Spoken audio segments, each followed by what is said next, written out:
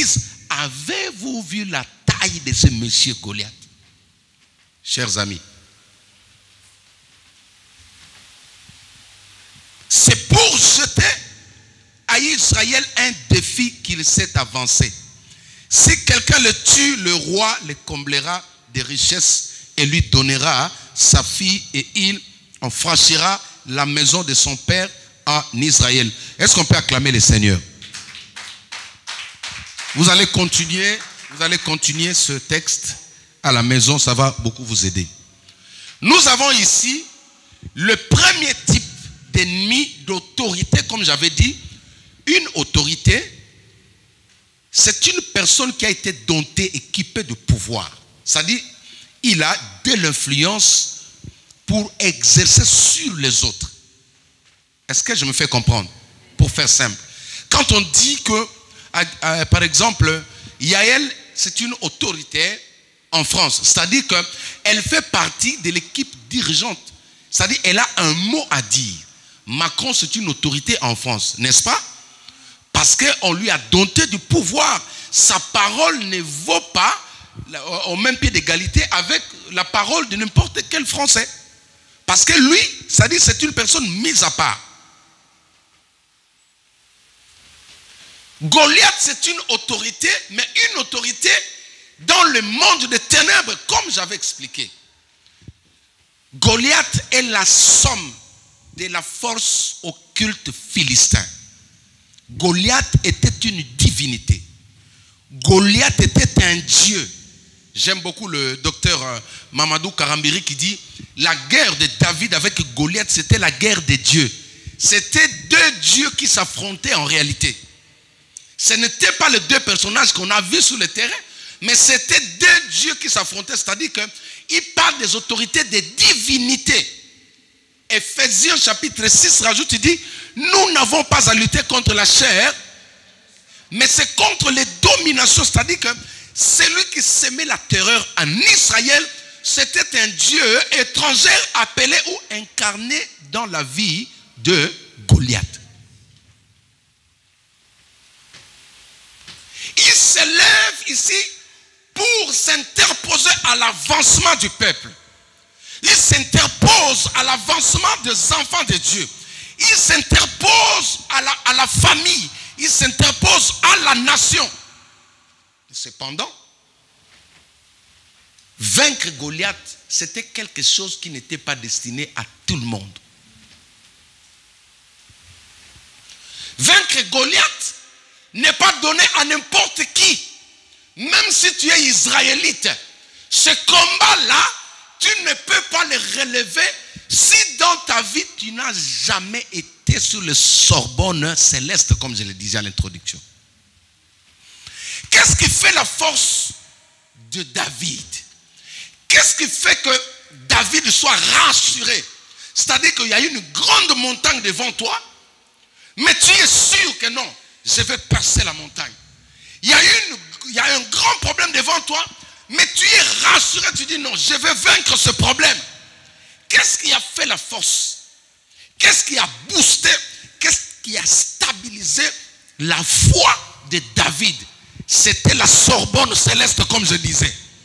Les épreuves, c'est-à-dire que l'école de l'ours, l'école du lion, quand il amène son CV devant le roi, pour qu'on lui donne cette grâce, il dit quand j'étais dans la forêt, c'est-à-dire dans la forêt, j'ai eu des problèmes.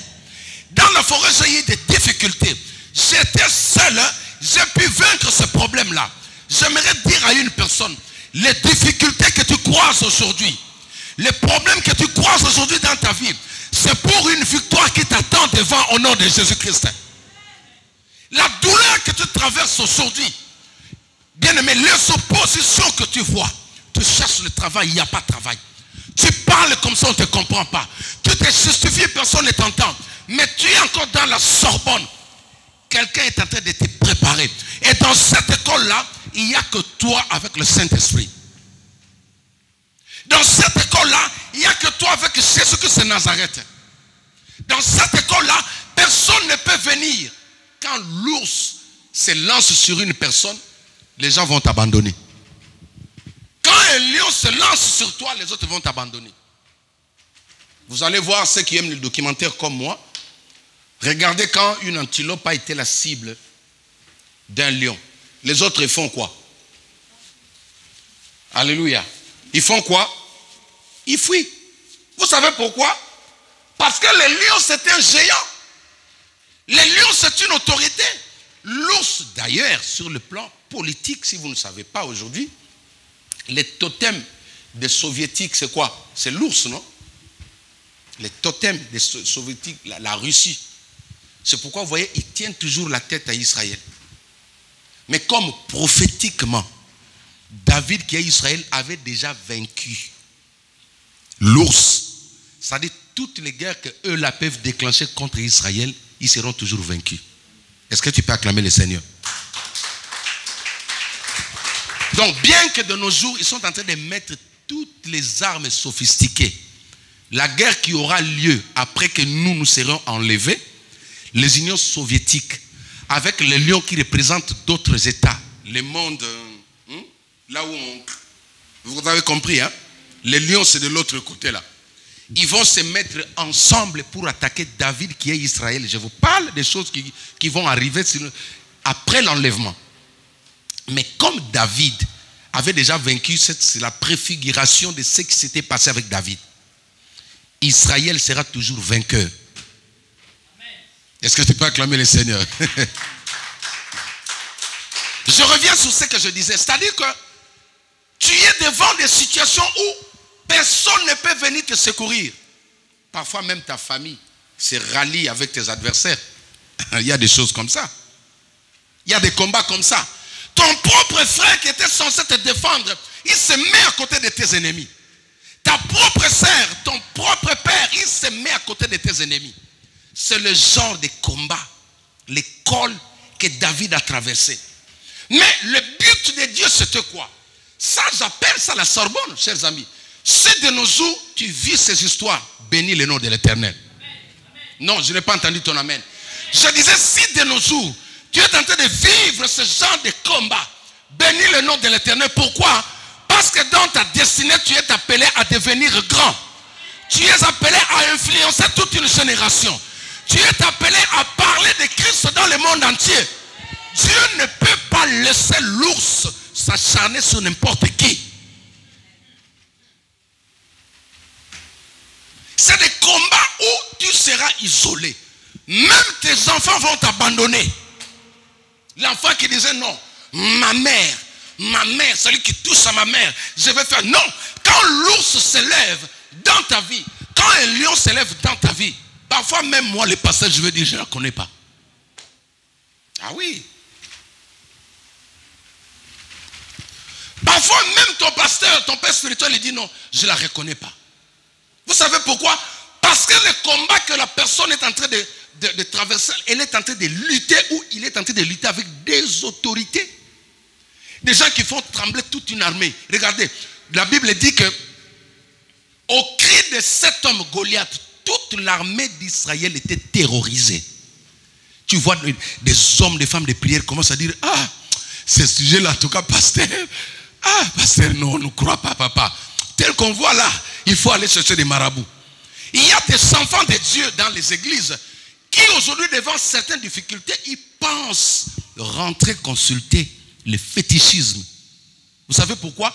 Parce que la taille de l'adversaire, c'est une domination, c'est une divinité, une autorité qui se dresse devant lui. Mais laisse-moi te dire, si tu as été dans le col de l'ours, si tu as été dans le col du lion, tu vas le vaincre au nom de Jésus-Christ. La Bible déclare, tant que tu vivras, nul ne tiendra devant toi. La Bible déclare, ils te feront la guerre. Ils te feront la guerre la nuit. Ils te feront la guerre le jour. Mais ils ne te vaincront jamais. Acclame le Seigneur. Bien que c'est une autorité qui vient du monde des ténèbres. Alléluia. Hier, j'avais les larmes aux yeux. Je regardais l'une de mes filles. Je regardais ses enseignements sur Internet. Quand je vois comment elle s'acharne contre moi, Le Saint-Esprit m'a dit, tu as compris le genre de combat, comment le diable réclame ceux qui ont une destinée prophétique. Alléluia. Quand le diable cible une personne, tu peux être là, tu étais en train de prêcher là. Tout ce que tu disais là, tu vas les oublier. C'est une école qui est difficile. Et ça demande, c'est pourquoi l'église doit apprendre. Paul disait quoi dans la Bible? Il dit, priez pour moi et priez pour tous les saints. Alléluia. Toutes les personnes qui passent ici devant, vous êtes censés prier pour eux. Même les enfants qui chantent là. Parce que quand l'ours s'élève sur la personne, les combats de l'ours avec David, tu ne peux pas associer quelqu'un. Tu peux voir ton mari te régner. Ton mari, oui, c'est lui qui avait dit, sans toi je vais mourir. Sans toi je ne peux pas boire du lait. Sans toi je ne peux pas aller au marché. Sans toi je ne peux pas, je vais marcher à pied. Avec toi je vais prendre la lune, je vais venir mettre dans la maison. Ces mêmes personnes-là, quand l'ours se lève devant toi, il se barre. Il dit non, je ne l'ai jamais reconnu. C'est pas elle, non, non, non. Ça s'appelle l'université. Si tu n'es pas prudent, tu peux chavirer et perdre la foi. Si tu n'es pas prudent ou prudente, tu vas chavirer complètement, tu vas hors la plaque. Pourquoi? Parce qu'il s'agit, j'ai compris, en fait, le Saint-Esprit m'a dit, le diable essaye de mettre la haine dans ton cœur. Et quand il va mettre la haine dans ton cœur, ça va bloquer l'avancement de beaucoup de gens. Le Saint-Esprit me dit, le travail que tu fais, en aucun jour le diable va dire aux gens, applaudissez cette personne.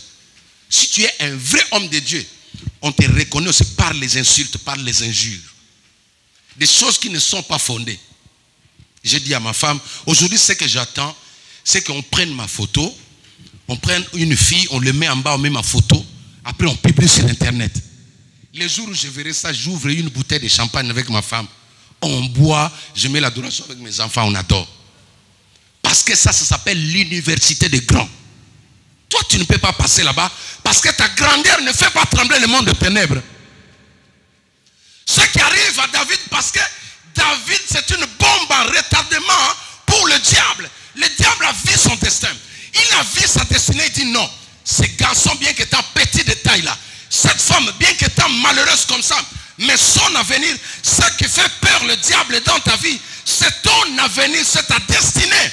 Il te combat aujourd'hui pour empêcher ce que Dieu a préparé devant toi. C'est pourquoi quand tu te retrouves dans la Sorbonne céleste, il faut bénir Dieu. Quand je revenais du travail, le Saint-Esprit me dit, Jacques, tu as beaucoup parlé de Job dans plusieurs aspects. Tu as enseigné sur Job, mais il y a un aspect important que tu n'as pas encore mentionné. J'ai dit, Saint-Esprit, c'est quoi? Il me dit la loyauté, la fidélité dans les épreuves. Est-ce qu'on peut acclamer le Saint-Esprit? Il me dit, oui Jacques, tout ce que tu dis là c'est vrai. Prier le matin, proclamer tout ça. Mais tu n'as jamais dit à mes enfants qu'il avait un point fort, la fidélité dans les épreuves. Job est passé à la Sorbonne. C'est-à-dire une école où des pasteurs abandonnent la foi. Une école où les prophètes abandonnent la foi. Une école où on te présente beaucoup d'argent pour renier la foi. Maintenant, Dieu est à côté. Le diable est là, il a mis des millions. On te dit, donne-nous ton âme. Dieu est là, il te regarde. C'est ça la Sorbonne. On te dit, bon, tu dois maudire ton église. Tu dois insulter ton église. Tu dois faire du mal. Dieu est là, le diable est là, il te dit, si tu fais ça, on va te donner ça. Job, devant toutes ces choses, vous vous imaginez. Le Saint-Esprit a commencé à me parler. Je travaillais, j'écoutais sa voix. Il me dit, Jacques, tu aimes beaucoup tout ce que tu as, les enfants, la famille. Mais regarde lui là. On lui a tout pris. On lui a tout pris, même sa beauté physique. Une maladie est tombée sur Job. Que de nos jours, personne ne peut accepter ça. Même le ministère de santé ici, ils vont te mettre à part, ils vont t'isoler. Ils vont mettre danger de mort. J'ai vu en Angola, quand Ebola a fait son apparition en Angola, j'ai l'un de mes fils qui est médecin sans frontières. Je suis allé le visiter à son bureau parce qu'il traitait ce sujet. Mais j'ai vu, il y avait un périmètre qui était clôturé. Et dans ce périmètre-là, tous les gens qui étaient à l'intérieur de l'enclos, c'était des victimes, c'était des personnes qui étaient atteintes de cette maladie. Maintenant, le médecin traitant, pour y accéder, à aller donner des traitements, il était obligé de passer dans une sorte de cabine. On va lui mettre une combinaison, une combinaison bien adaptée pour résister à cette contagion. C'est comme ça qu'il va traiter les gens. Vous voyez le genre de maladie que Job avait reçu. Ce qui fait que c'est le type de lion et de loup. C'est-à-dire que tout le monde l'a abandonné. Ses enfants n'étaient plus là. Les affaires n'étaient plus là.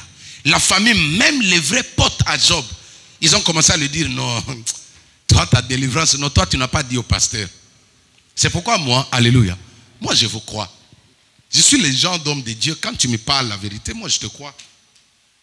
Ça ne sert à rien de me mentir. Je ne peux pas te forcer. Non. Regardez, le vrai pote de Job, c'était la première personne à dire non. Job, c'est un hypocrite. Ils l'ont appelé hypocrite alors qu'au début de la Bible, du chapitre 1er, la Bible dit que c'était un homme intègre dans cette génération-là. Mais à cause de l'école, à cause des difficultés, on l'appelle hypocrite. On dit non. Lui, il a encore des liens qu'il n'a pas encore dévoilés. Il a encore certains péchés qu'il a fait dans sa vie. Mais Job regarde, il tourne sa tête, il n'avait pas de péché. Parfois, c'est votre cas. Les gens vous jugent. Aujourd'hui, pourquoi tu n'avances pas? On dit non. Il est hypocrite. Il est hypocrite. Alléluia.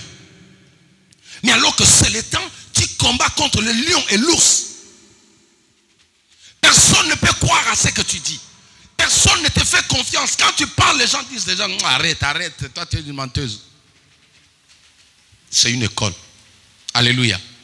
Et la Bible dit, dans Job, dans le dernier chapitre, je crois 42e, la Bible dit, parce qu'il avait vaincu cette université, toutes ces épreuves-là, Dieu lui a rendu deux fois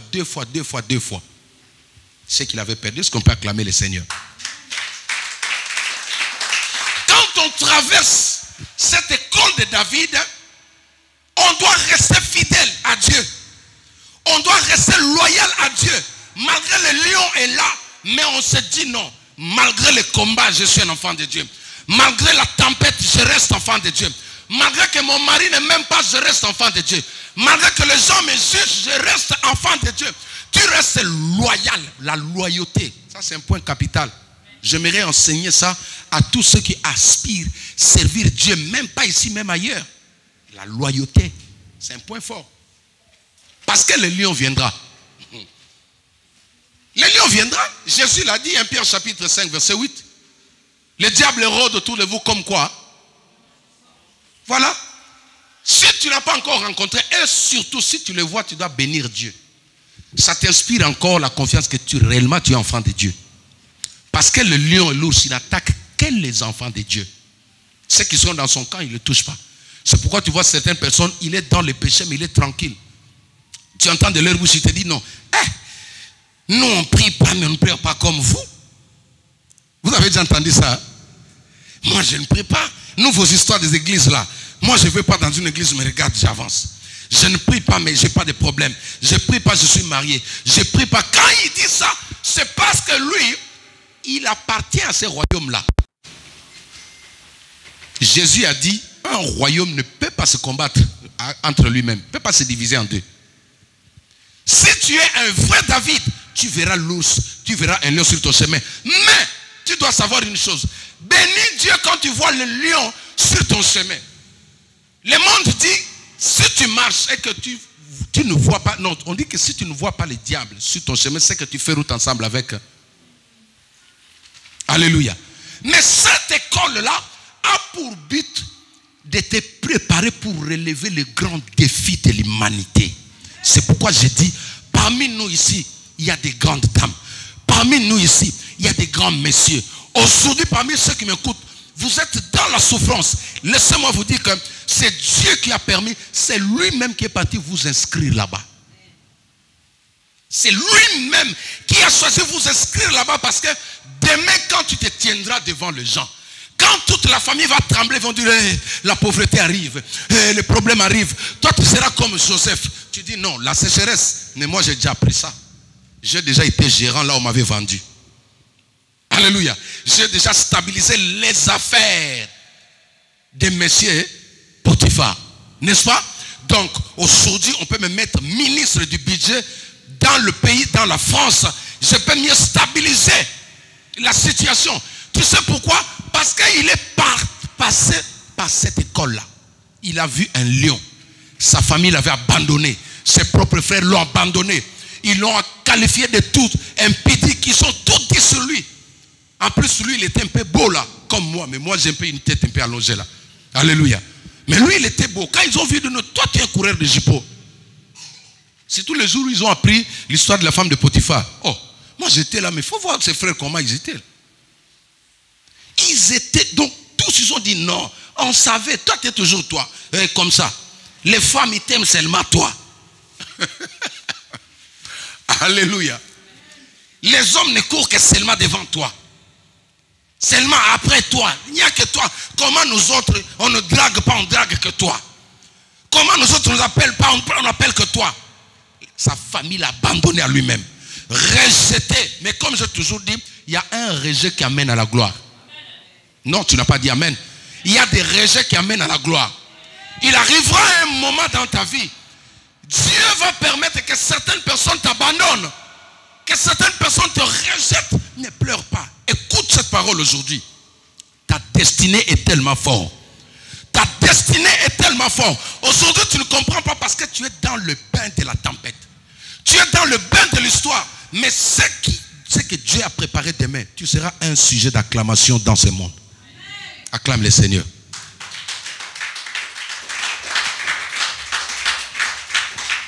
Une petite parenthèse sur Goliath. Goliath, ce sont des amis lointains.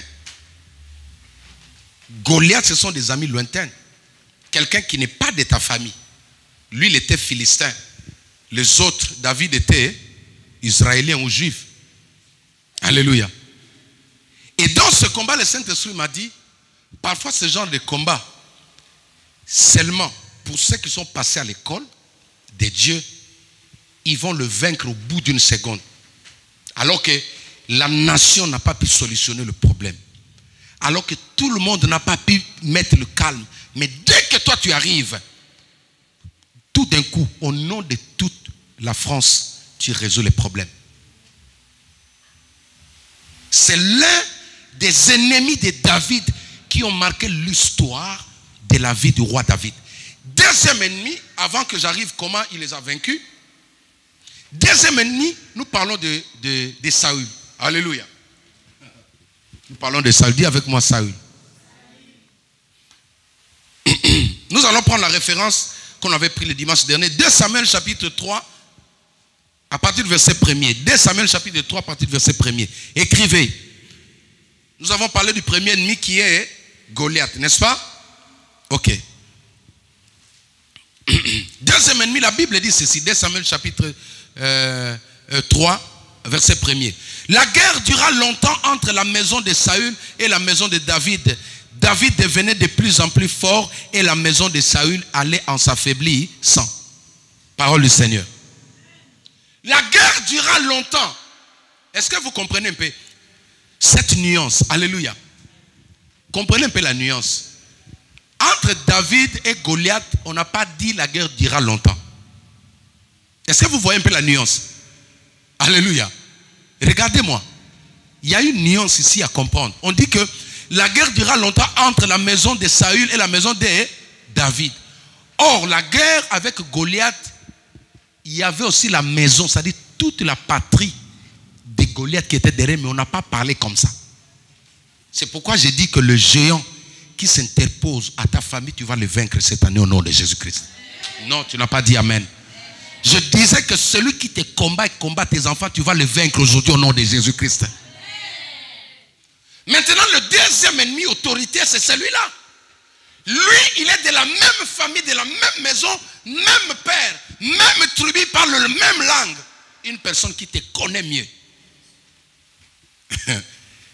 Il connaît ta date de naissance, il connaît ton village, il connaît tes frères, il connaît ton père, un proche, quelqu'un qui s'est infiltré jusqu'à la racine, il connaît toute ta généalogie.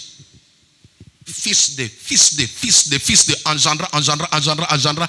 Il te connaît même jusqu'à la 4e génération. Ce sont des Saül, des personnes comme ça. Il s'est levé maintenant. Si vous regardez déjà, par rapport à Goliath, Goliath était étonné. C'était pour sa toute première fois de voir un petit bout d'homme comme ça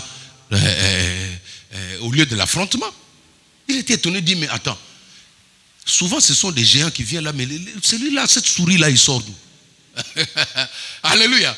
Mais la souris, il va t'écraser aujourd'hui au nom de l'Éternel. Mais Saül, c'est quelqu'un, il connaissait quand vous rentrez dans 1 Samuel chapitre 16, où David est venu déposer son CV. Amen. Il est venu déposer son CV. Il a commencé par poser la question. Saül, il demande de qui est-il fils? Il voulait déjà connaître son père. Il y a certains sorciers dans ta vie qui sont comme ça. La première des choses, je veux savoir, tu sors d'où? Tu sais pourquoi? Parce qu'il peut déjà communiquer là-bas, à la racine. Toi, tu es ici, mais la personne qui lui donne le pouvoir sur toi est... Tu es avec la personne, mais la personne qui lui dit, tu l'es, il est resté.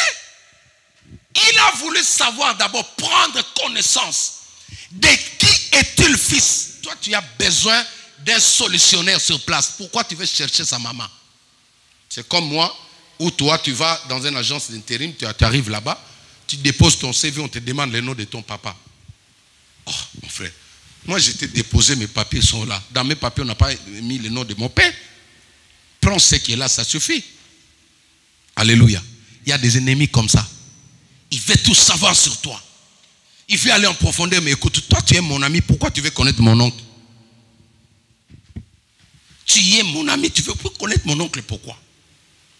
Et comme il connaissait mieux David, comme il connaissait mieux la racine, la généalogie de David, il a tenu la tête pendant longtemps.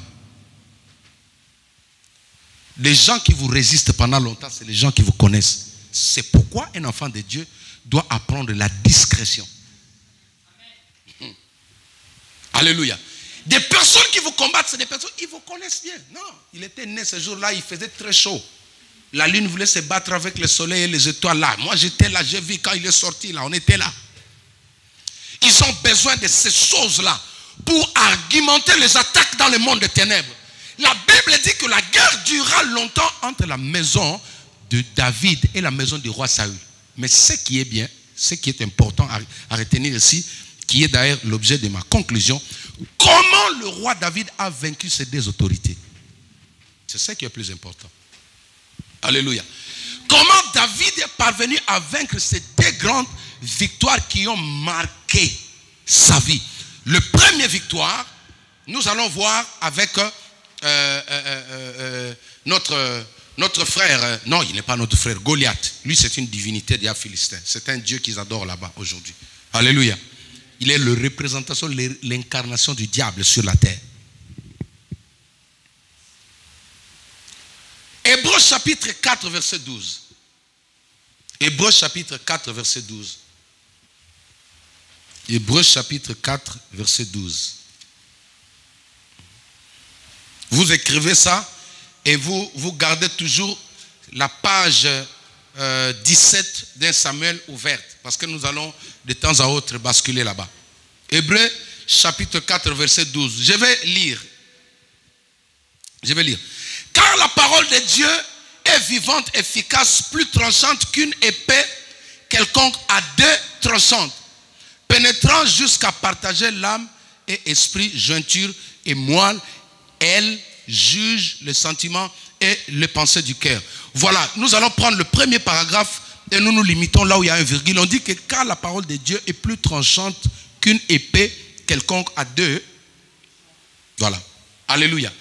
Ça dit que ici on nous fait voir que la parole de Dieu c'est une épée. Oh, quand tu regardes dans l'histoire de David, nous rentrons maintenant dans 1 Samuel chapitre 17.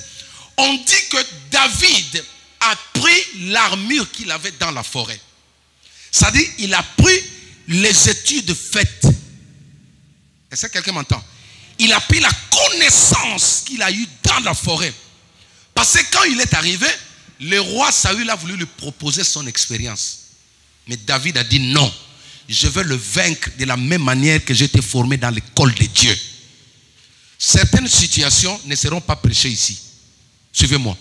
Certaines manières de combattre ne vous seront pas prêchées ici. Dieu peut te parler seul dans un rêve. Il te dit, fais cette offrande. Pose cet acte de foi. Ça, c'est l'école. Alléluia. Certaines choses ne sortiront pas de la bouche d'un pasteur ou d'un prophète. Mais Dieu peut te parler dans un rêve. Il dit, ma fille, prends ça, va donner. Prends ça, va faire, va donner, prends ça, va donner à un pauvre, à une femme veuve, va faire ça. Mais c'est avec cette formule qu'un jour dans l'avenir, tu vas solutionner certains problèmes. Est-ce que tu as compris? Maintenant, Saül lui propose son revêtement. Il a essayé de prendre l'expérience de Saül. Il n'a pas arrivé, il a abandonné. Il a pris ce qu'il avait, c'est-à-dire sa lance. Il a pris des pierres, vous connaissez l'histoire pour faire court. Il a frappé le géant Goliath et le géant Goliath est tombé. Suivez-moi maintenant. Quand David est tombé, alléluia, quand il est tombé, il avait encore l'espoir de revenir. Quelqu'un qu'on frappe avec une lance, il peut revenir. Alléluia. Mais maintenant, David est parti dans une dimension plus tranchante pour mettre fin définitivement. Mettre fin définitivement dans la vie de son adversaire. Je prophétise que cette année, tu vas mettre fin définitivement dans la vie de ton ennemi au nom de Jésus-Christ. Pourquoi chaque fois l'adversaire revient encore devant toi? Pourquoi chaque fois ce même sorcier te pourchasse? Pourquoi chaque fois ce même problème revient dans ta vie? Parce que tu n'as pas encore mis fin définitivement. Et pour mettre fin définitivement dans la vie de son adversaire, il faut quoi? Prendre l'épée.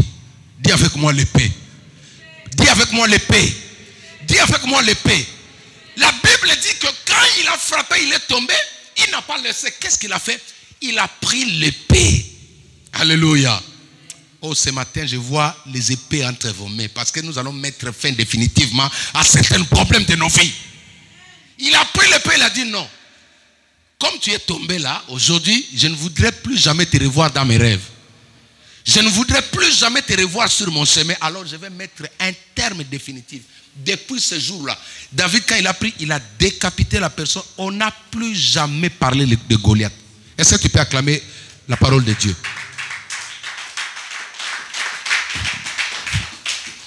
Oh, l'épée c'est quoi? L'épée c'est la parole, c'est ce que la Bible dit.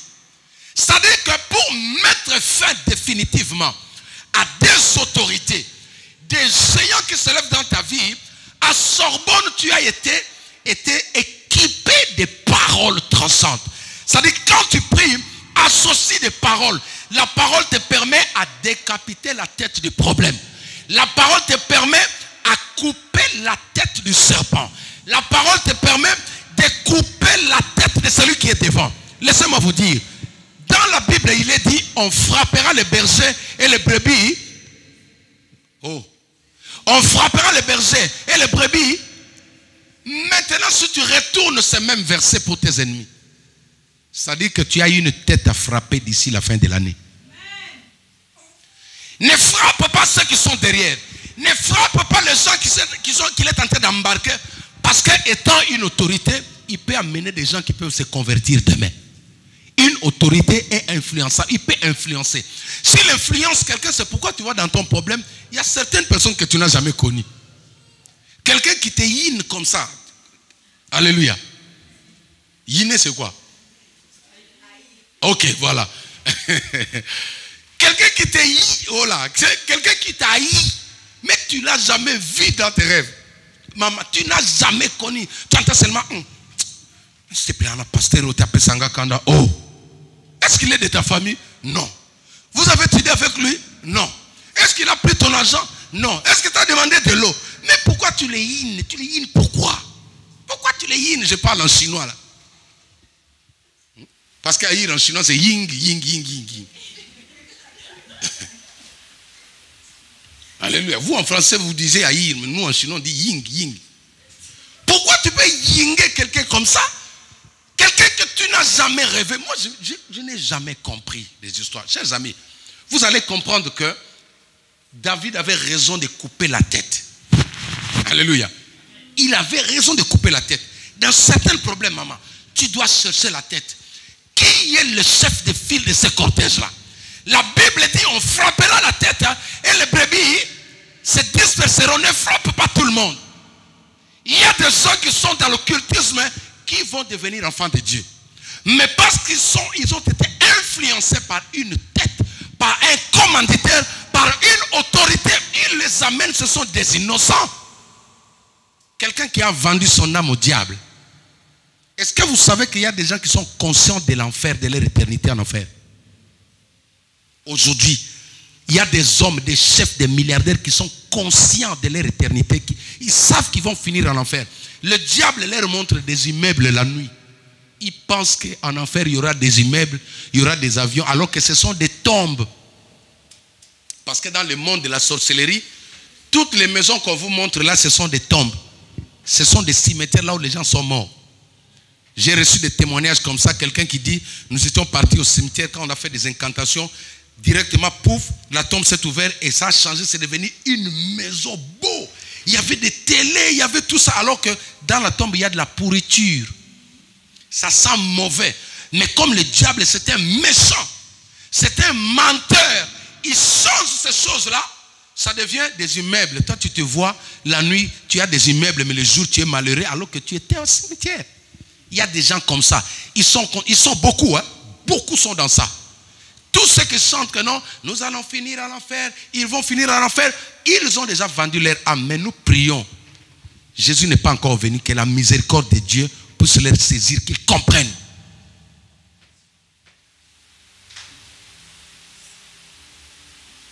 Alléluia.